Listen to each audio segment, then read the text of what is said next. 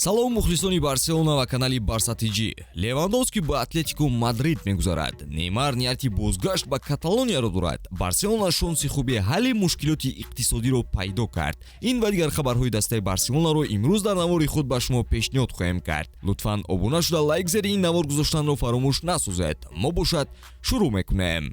Дӯстон, навори мо бо дастгирии ширкати 1x омода шудааст. Рақобатҳои футболӣ ва дигар навъи варзишро бо хизматрасониҳо ва коэффициентҳои баланди ширкати 1x боз ҳам ҷолибтар гардонед. Он ҷо регистратсия осон буда, пардохт аз тамоми гӯшаи канори дунё бароятон дастрас мебошад. Ана иқдоми махсус омода намудаанд, ки дар аввалин пардохт бо кӯмаккоди TG Barsa ба ҳисоби шумо то $100 бонус дода мешавад. Силкаи заруриро дар комментария мегузорем. Ба ҳама муваффақият.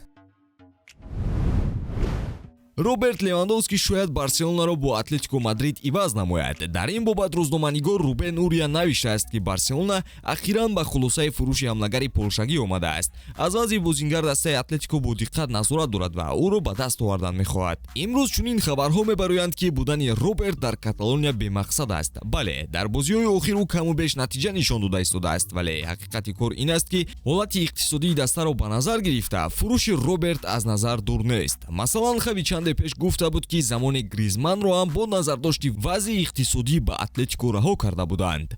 мо Гризманро маҳз ба хотири ҳолати иқтисодӣ фурӯхтем. Дастам маҷбур буд ӯро раҳо кунад. Гризман бузингаре аст, ки ба ман писанд мебошад, вале ӯ бо ҳамин сабаб рафт, менависад Мондо Депортиво аз суханони Хави. ҳамон ҳолат акнун бо Левандовски ҳам метавонад ба вуқӯъ ояд. Илова бар ин, маоши ӯ ҳар сол зиёд шудан мегирад. Ин нуқтаро ҳатто рӯзноманигорони варзишӣ низ ишора карда буданд.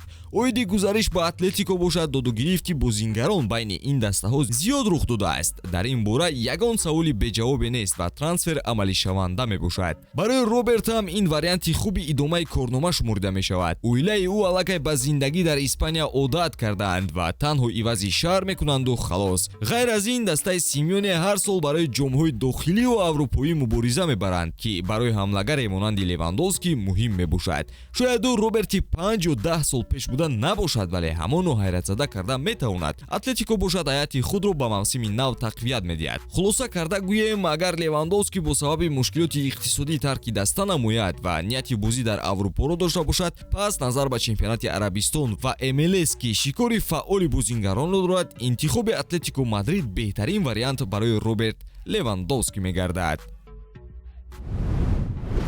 Неймар ҳамчун узви сегонаи беҳтарини Барселона MSN замони дар Каталония буданаш хотирмон гузашта буд, аммо ин ҳолатҳо танҳо 3 сол давом карду Неймар аз сояи Месси ба сояи Мбаппе рафт. бо 3 сол баромадаш дар сафи нилнориҳо ӯ тавонист, ки номи худро дар саҳифаҳои таърихи даста нависад. Барселона номи Неймарро қатори Ракитич, Педро, Вилла ва дигарон дар рӯйхати легендаҳои даста ҷой додааст. баъзе аз мухлисон баробари хурсандӣ аз ин хабар ҳамзамон инро як ишора нисбати бозгашти Неймар мешуморанд, чунки пештар аз ин ҳамагон аз хоҳиши бозгашти Неймар ба Каталония хабар медоданд. ӯ ҳатто розӣ аст, ки маоши худро хело поин фарорад ва ба назар футболи майдонҳои аврупоиро ёд кардааст. ин ҷо ҳам ҳолати иқтисодии даста ба ёд меояд, ки монеа барои харидҳои даста мешавад. Алҳилол, ки ӯро бепул раҳо намекунад, ана легенда гуфтани Неймар бошад, қадами аввал барои ин трансфер шуда метавонад. Барселона пешниҳоди олие аз Арабистони Саудӣ қабул кардааст. Пешниҳоде, ки мушкилоти иқтисодиро ҳаллу фасл карда метавонад. ҳолати имрӯза ба ҳама маълум аст. Лапорта дунболи фишорҳои иқтисодӣ медавад, Деко бозингарони арзон мекувад ва ноустуворӣ ҳамоно дида мешавад. акнун даста пешниҳоде гирифт, ки онро интизор набуд ва ин маблағ метавонад мушкилоти дастаро ҳал кунад. Алҳилол барои Рафиня 100 миллион евро пешниҳод кардааст. дастаи арабӣ аллакай тӯли чанд муддат аст, ки ӯро назорат дорад. Рафиняро ҳанӯз аз даврони Лиц харидорӣ кардан мехостанд, вале он вақт Барселона сифати баландтар нишон дода буд. акнун, ки Алҳилол дар ҳайаташ бозингароне монанди Неймар ва Малкон дорад, мехоҳад, ки боз як узви пентакампионҳоро харидорӣ намояд. ба фикрам мураббии португалии онҳо низ нақше дар ин трансферҳо дорад. Барселона бе инам аз Рафиня тобистон ҷудо шудан мехост. пул дар ҳақиқат лозим аст ва баъди ин пешниҳод шояд чизе дастаро барои нигоҳ доштан сабаб нашавад. як мушкилоти кӯчак вуҷуд дорад, ки худи Рафиня майли тарки даста карданро надорад. Деку ӯро ҳимоя мекунад ва илова бар ин ӯ бояд бо Ямали ҷавон рақиб барои мавқеъ дар ҳайати асосӣ гардад.